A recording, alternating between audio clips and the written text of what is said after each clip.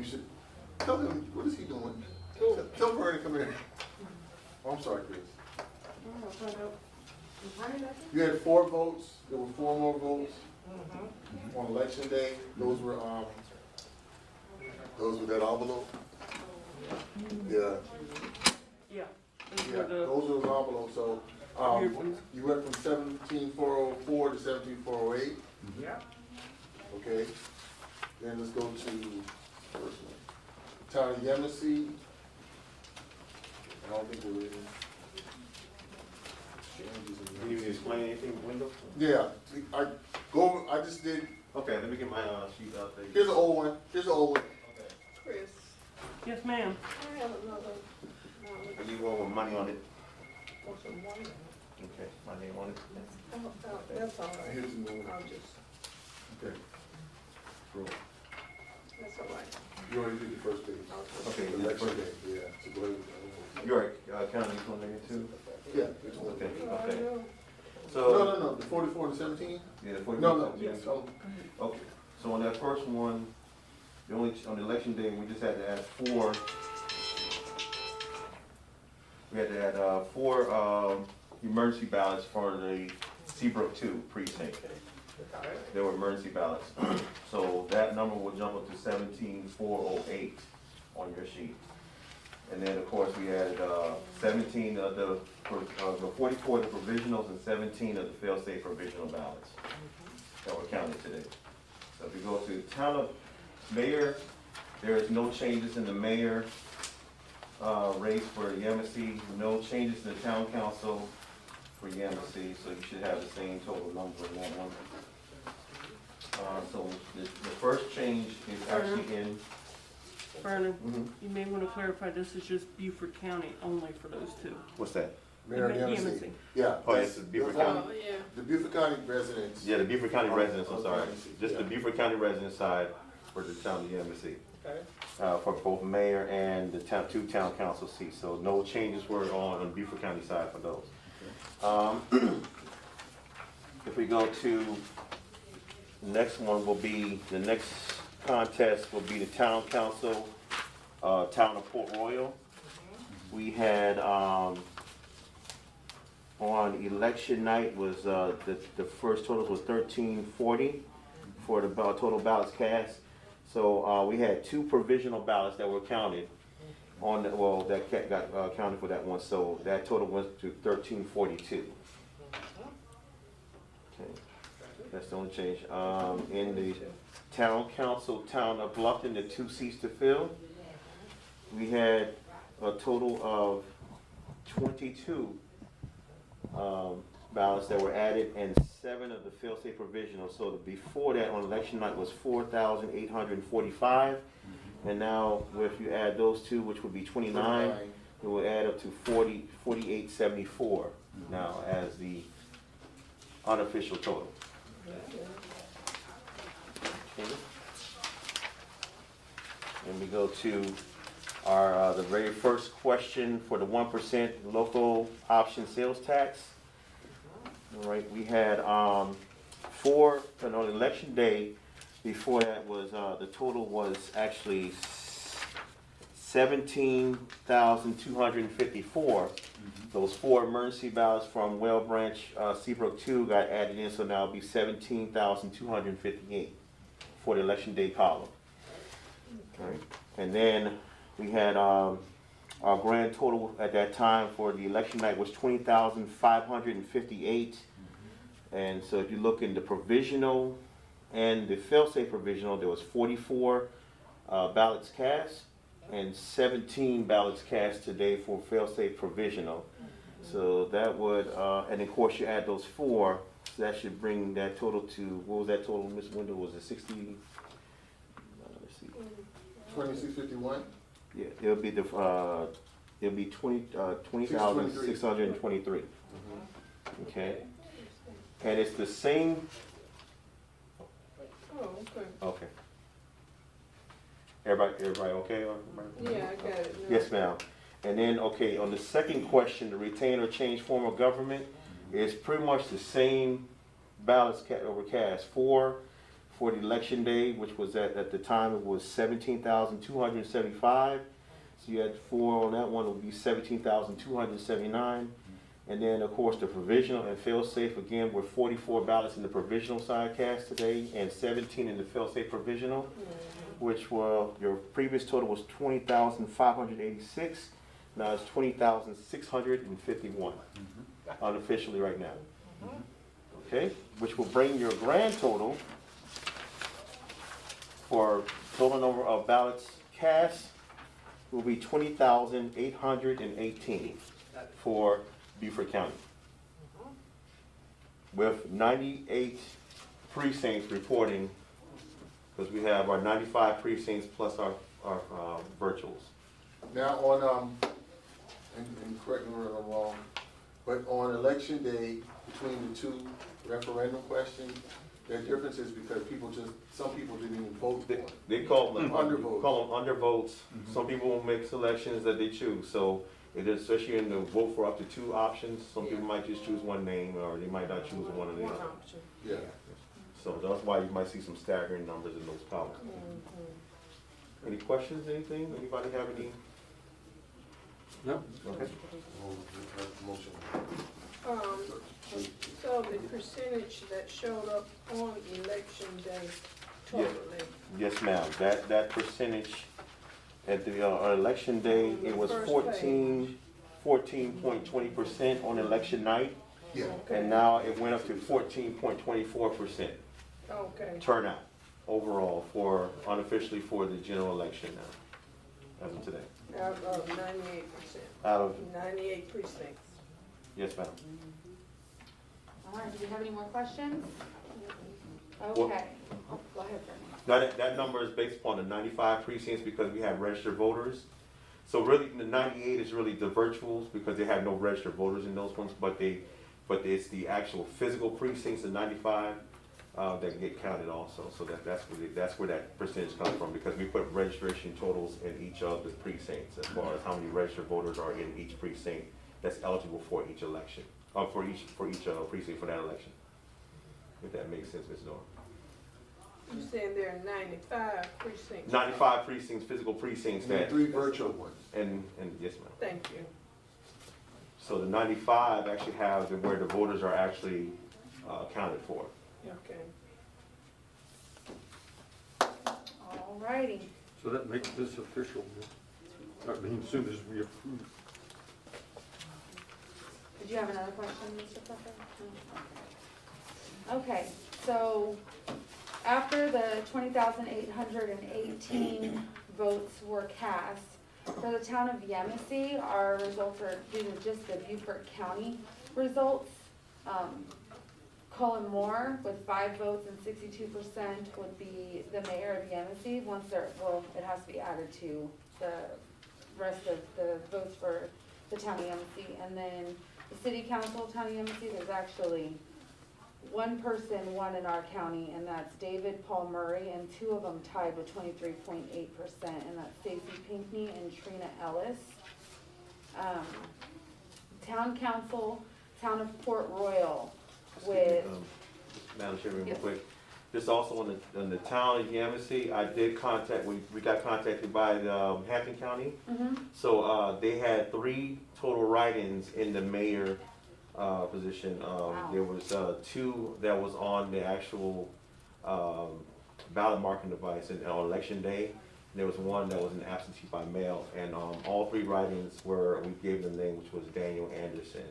So they only had 3 write-ins for Beaufort County only. okay, There was no write-ins on the for the town council seats.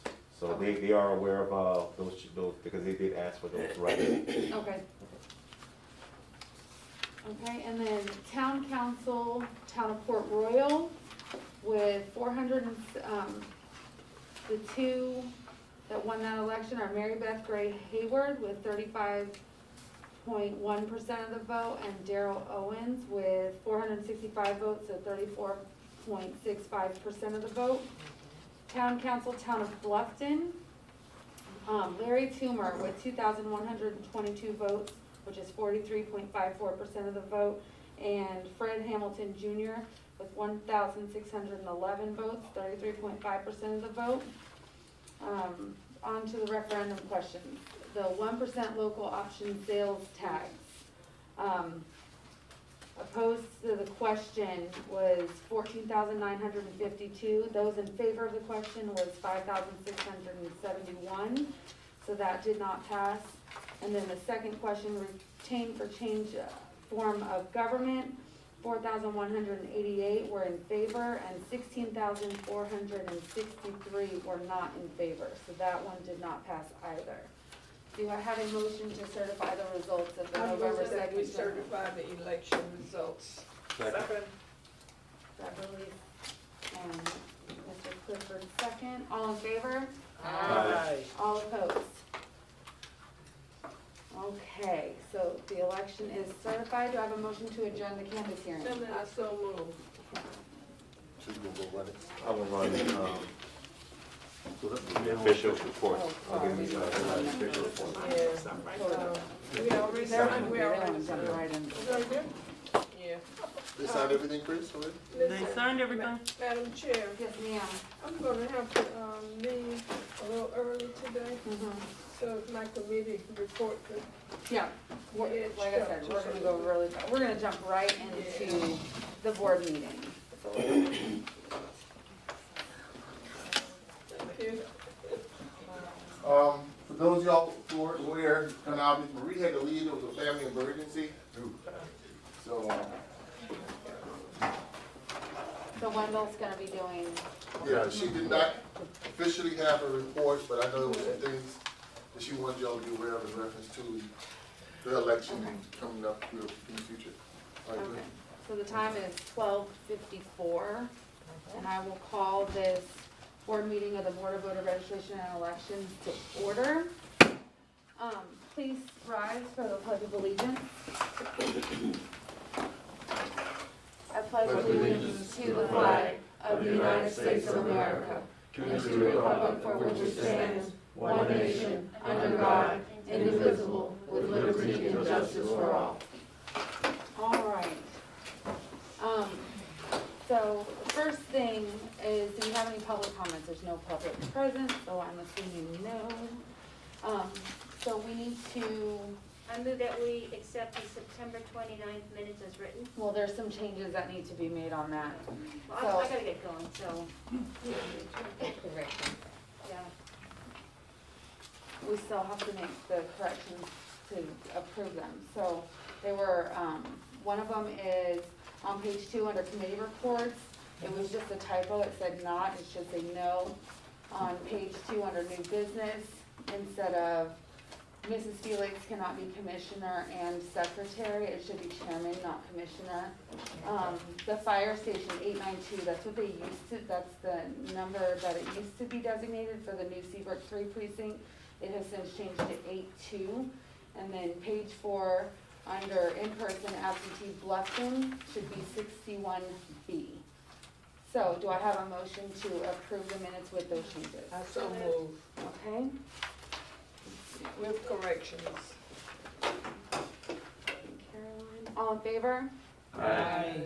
All right, there's no unfinished business, so we'll move on to committee reports. Mr. Clifford, do you have a facilities committee report? Yes, actually. Oh, I'm sorry. Yeah, let I was just Beverly- reading down, okay. Beverly with the, precinct reapportionment committee. Okay, the reapportionment committee met on October 7th, 2021 at 3 o'clock. Present at this meeting were Jim Rowe, Marie Smalls, Jean Felix, Beverly S. Dorr, and Aileen Mitchell. We should be aware that county council is now working on redrawing the district lines based on the 2020 census results. And this must be completed in order for candidates to file for re-election, and candidate filing will open at noon on March 16th and close on March 30th, 2022. The opening will be at noon on March 16th. Interested candidates and 2022 incumbents will need to know where final district lines are before the candidate filing process. We need to make you aware that Ian has returned to GIS and will be working with the process for Beaufort County and with us as a committee. The Board of Voter Registration and Elections, the Reapportionment Committee, after County Council has completed their portion of the process, then we will realign precinct lines based on the new political district lines. Ideally, we try to have no more than about 1,500 voters in one precinct. So the reapportionment committee will realign the precinct lines based on this goal of 1,500. That's about it, except to mention that it is the growth in the voter population that necessitates this committee to function in the capacity that I alluded to earlier in the report. That is to redraw the precinct lines. Are there any questions? No. Okay. Thank you for your report. Good report. Thank you. Mr. Clifford, the Facilities Committee. I've got some good news that I just got this morning because I somehow found Mark Roseno's cell phone that I had one, but it was not the right number and kept getting shuttled off. And anyway, I got a hold of him this morning driving here about our new building. He said the new building is finished. The security system is installed. I don't know what, we've been asking them for 2 months to call us to let us go look at it. Nobody's called. Anyway, security system is installed but not connected to their network yet. Hargray has this for action and they're working on it. Do not recommend placing valuable equipment in the building till we have the security system connection. But it sounds like our building is ready. None of us have seen it, but the building's ready and the security's going in. So that's good news. I was getting Is he frustrated. talking about Bluffton or the one down? No, the one down here that we're going to put this equipment here in. Okay. Yeah. Good report. And where is the building located? It's the old Harris Pillow Factory. Yeah, what is the address of that? It's on 21, It's isn't on it? 21, I don't know the number. Industrial park. It's before the industrial park, yeah. Yep, yeah. So Right there, anyway, left-hand side. good. No, But it's well marked though. now I gotta get a hold of him so somebody can go look at it, make sure, I guess it's okay. I live Yeah. over there, let me know, I'll go over anytime. Okay, great. Legislative Affairs, Bernadette, do you have a report? No, not at this time. Okay. Mr. Pelly is not here. Rules Committee, Mr. Rowe, do you have a report? I'm gonna go and get as close to my planning calendar as I can. I have a couple things coming up, but I will be in contact with the members. I'd like to send something out to you, some changes that I've made, and they would be for review by the committee members first. So I'll send those out to you. Probably, I would expect those would come to you in the next 10 days. Okay. All right, and the only new business that we have would be that it would be prudent to help out the voter registration office if we started working on getting our poll managers and clerks set up well in advance. So the next election is June 14th. Wendell said ideally it would be wonderful if he had lists by March, because then they could do several hands-on training and it's not a rush to get everybody trained at the end. And if somebody falls out, then you've got time to get a new person. Or also so that they, June is in the summer, they're gonna be planning vacations. So if they knew in March, February that they're gonna be working, they could plan their vacations around it. And it would help us out and them out. That's the primary, June 14th? June 14th, and that's both of them be on the same day. June 14th. June 14th, Flag Day. We're not gonna wait until those names to have hands-on. We'll start, as soon as redistricting and stuff is done, and we know like how many because we may have one or two more precincts. But after we know that, then we're gonna, once we're finished with that, we're gonna start the other trainings. And also, you know, I don't know how she's gonna look at it. We don't know what COVID's gonna be doing, like, so right now, as far as the other stuff, the major briefings, they'll probably still be virtual. It depends on how everything is going by that time. But the hands-on, we may add, because I'm looking at the room, and we could put another row of tables right there and probably do it, to add at least that many more people back in here to do the hands-on. But when we get started with that, we will have more classes for those people. And your clerks, and I think you should make it mandatory for your clerks. Really should. Because I had some telling me that, you know, I had a clerk telling me today with, you know, his people was having trouble with the machine. He was having trouble with the machine. So, I would behoove you to make it mandatory for your clerks to come to the hands-on training. Okay? I mean, the stuff is not hard. It's just new. And some of them, now we had new people who've never done it before, people who hadn't been around it before. They came and did an outstanding job, you know? So that lets me know that you might want to change out clerks too. Yeah. Yep. Some of your clerks. Yep. Really, and Marie would also tell you this. I think everybody knows what it's gonna be like in June. So those clerks and people who don't wanna change and do things the right way, you might wanna really look at scrubbing. Because there are gonna be a ton of people watching us now, in June, especially in June. So you want, the newer people, they listen and they will do the stuff. The ones who've been doing it their own way the whole time, they're still trying to do that, even with the new stuff, and it's not gonna work. So really look hard at that. There are people, and there are 3,000 active, there are 3,313 poll workers who are still saying that they're active on that list. Wow. Yeah, so if I send you a big thing of you, I try to bring you your zip codes, I give it to you, just go down. That's all I ever do. I just go down and call. I go down and call. And so try it. And you'll get people. And there are more people signing up now. Just a question, I was watching in the ERC Center, and they had the EPB facing the voter, having them put the driver's license, and then they flip it around, pick the person, flip it back around to sign it, flip it back around. I said, holy crap, why don't you do it the other way? And they said, no, this is the way it's written up, because of COVID. Right. Can we change that, because that is cumbersome? You mean by spinning it around? Or what part? Everybody else was looking at the screen and taking the driver's license, putting Well, it see, that down. was because you couldn't touch, you're not supposed to touch the card. That's what happened. That was COVID. Yeah, but I mean, COVID is, we still have to go under COVID protocol. Man. Because we have to mandate that our poll workers wear their mask the whole time they're working with the voters.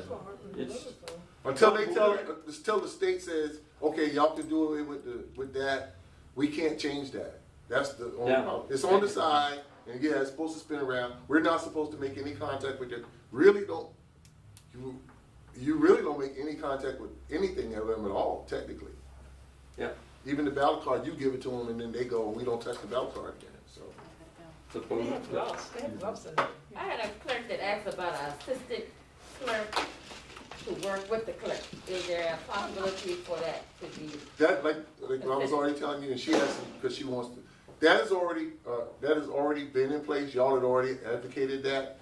The way it's supposed to work is that if you have somebody that you want to be an assistant clerk, who would be the pickup, you would have them shadow, and they get paid that one time as a shadow, but they have a title of assistant clerk, so anytime they can pull up. But they won't be the clerk paid unless they're a clerk, Okay. So what do you pay them that initial time? the $195. But they're supposed to shadow, come with them to pick up stuff, help them with the paperwork and all Yeah. that, the first time, just Okay. once. Can you outline a list of things that they are supposed to do and then send those to us, or should I just take notes on it? 'Cause Well, I you mean did- assistant person, you mean? Yeah, I The had. same thing the clerk Same did. thing clerk does. Same thing clerk did, Okay. yeah. It's like on-job training. They just go, yeah, it's OJT. One time they get paid, the clerk pay, but then they know, oh, that's my other clerk in case he can't show up. Okay. Thank you, Wendell. Historically, we don't have December meetings, so thank goodness we still have a quorum. Do we have a motion to skip the December meeting? What? Skip the to not have a December. December Elaine meeting. Mitchell so moved that we skip the December meeting. Elaine, second. Here you hear. Second. Bernadette. All in favor? Aye. All right, and unless anybody has any additional questions or comments, do I have a motion to adjourn the board meeting? Yes, ma'am. So moved. Aye. Okay, All right. teachers in the room. June 14th, is school still in session or will school be out? No, there's no school, the last day of school